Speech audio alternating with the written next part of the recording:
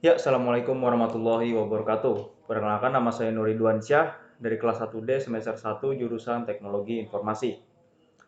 Nah, dari video sebelumnya membahas modul keempat, sekarang ialah modul kelima, sistem operasi yang berjudul manajemen disk. Baik, kita langsung saja mulai.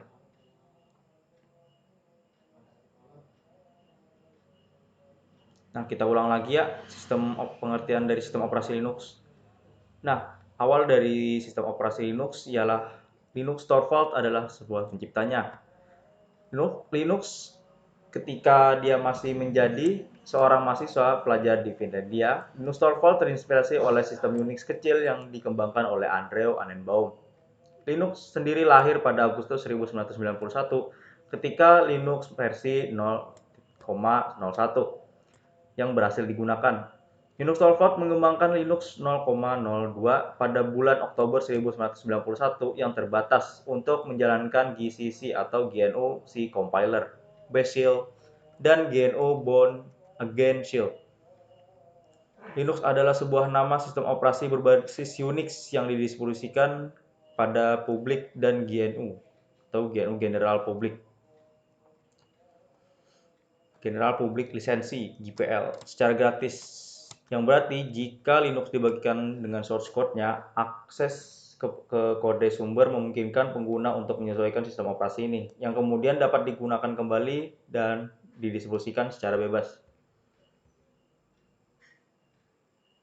Sistem operasi Linux dikembangkan dengan mendistribusikan secara gratis sehingga calon pengguna dapat mengunduh sistem operasi dari internet atau mendapatkannya dari forum khusus.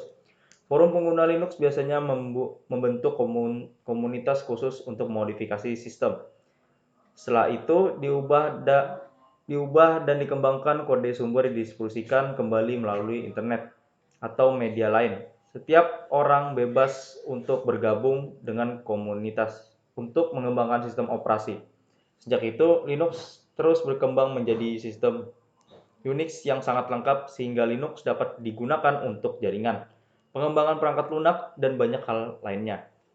Sistem operasi ini mungkin merupakan alternatif sistem operasi yang lebih murah daripada sistem operasi seperti Windows dan lainnya. Sekarang kita langsung ke topiknya. Kita bahas pengertian disk management. Nah, disk management merupakan tool bawaan Linux yang biasanya digunakan untuk membuat atau mengatur partisi pada hard disk, yang berguna untuk menyusun file pada hard disk agar terlihat lebih rapi dan mudah menemukan file yang dicari nantinya.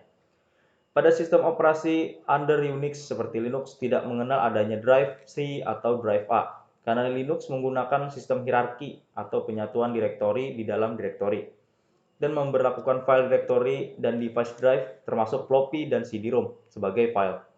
Sedangkan device driver untuk disk drive ditempatkan pada direktori /div.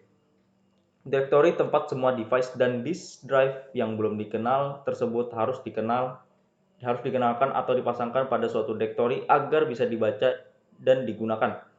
Dalam manajemen disk tradisional sistem operasi, kita akan mencari disk apa yang tersedia seperti /div, /edia, /div, sdb, dan lain-lain. Kemudian melihat apa partisi yang tersedia disk /div, /sda1, /div, sda2, dan lain-lain. Yang kedua ada program file yang didukung oleh Linux. Karena Linux mengembangkan VPS atau Virtual File System yang dapat mengenali data menggunakan file system lainnya. Di antaranya Disk-Based Standard File System. Tipe file system ini memanage space memory yang bisa digunakan pada partisi disk lokal. Kedua ada Network File System. Tipe sistem file ini memungkinkan akses yang mudah ke suatu file yang terdapat pada jaringan komputer lain. Special File System tipe ini tidak mengizinkan mengatur space disk pada direktori proc.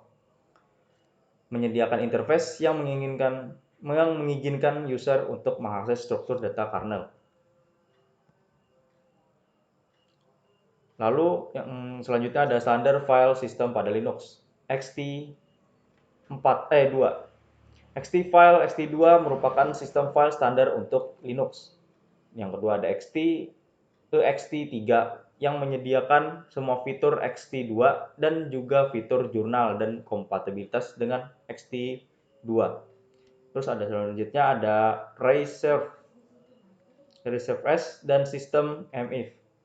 Yang kelima ada file system ISO 96660 CD-ROM. Terus yang keenam ada Microsoft File System seperti MS-DOS, MS-FAT atau Windows 98 dan NTFS atau Windows NT. Ketujuh ada UVS yang digunakan pada sistem operasi Solaris dan BSD awal. Linux menyediakan dukungan baca dan dukungan tulis bersifat eksperimental. Kedelapan ada HPVS, sistem file kinerja yang tinggi, pertama kali hadir dengan IBM atau OS/2 ya. Versi 1 yang dibuat oleh Microsoft.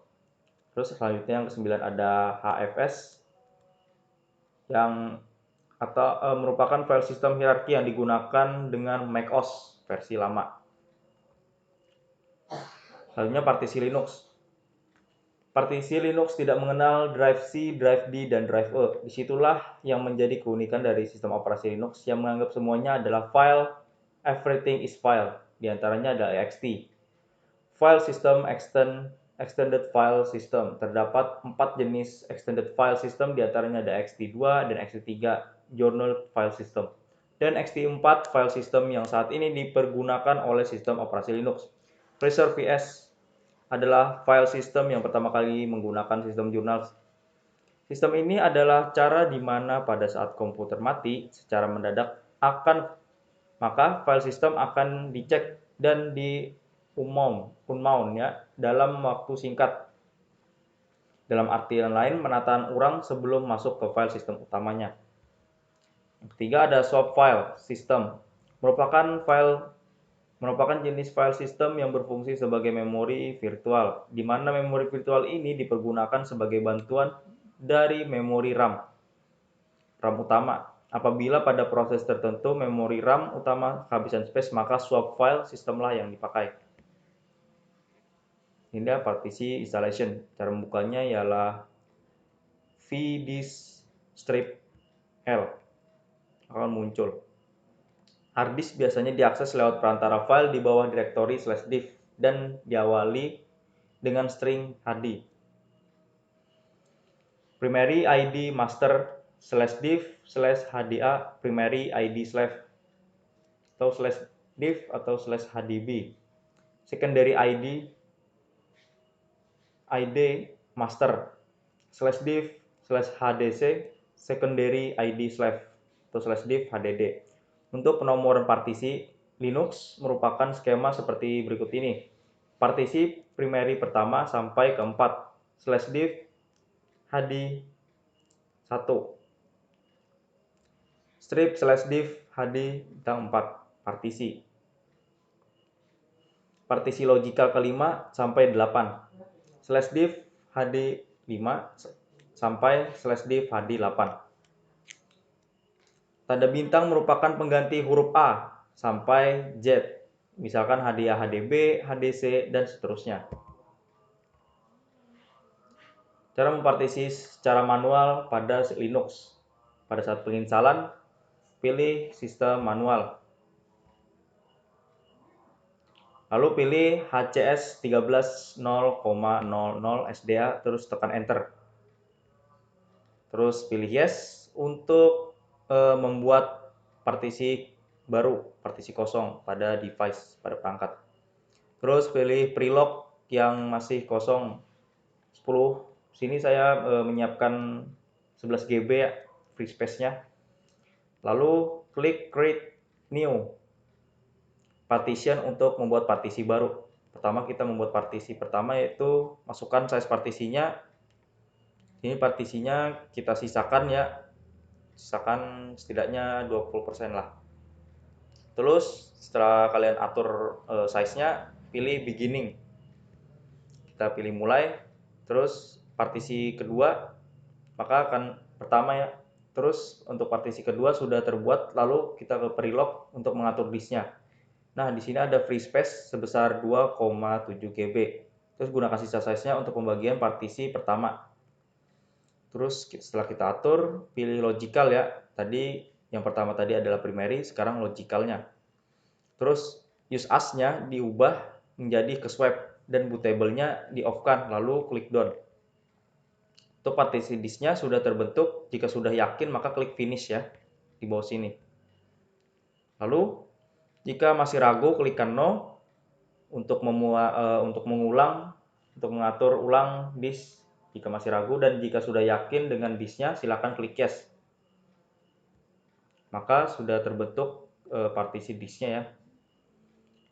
Nah, jadi kesimpulan dari modul kelima manajemen disk adalah Linux menggunakan sistem hierarki dan penyatuan direktori di dalam direktorinya dalam memberlakukan file, direktori, dan device driver termasuk floppy disk dan CD-ROM sebagai filenya. Sedangkan device drive untuk disk drive ditempatkan pada direktori atau /div device. Direktori tempat semua device. Jadi disk manajemen pada Linux digunakan untuk membuat atau mengatur partisi pada hard disk. Berguna untuk menyusun file pada hard disk agar terlihat lebih rapi dan mudah menemukan file yang dicari nantinya. Ya, cukup. Hanya itu saja yang bisa saya sampaikan pada modul manajemen disk. Saya Nori Dwansyah, saya mohon maaf yang sebesar-besarnya apabila ada kesalahan dalam pengetikan atau dalam perkataan dalam video ini. Saya mohon maaf juga apabila ada kekurangan dalam penyampaian materi, atau jika semisalnya kurang saya ingin kalian tambahkan saja, kita bahas secara diskusi.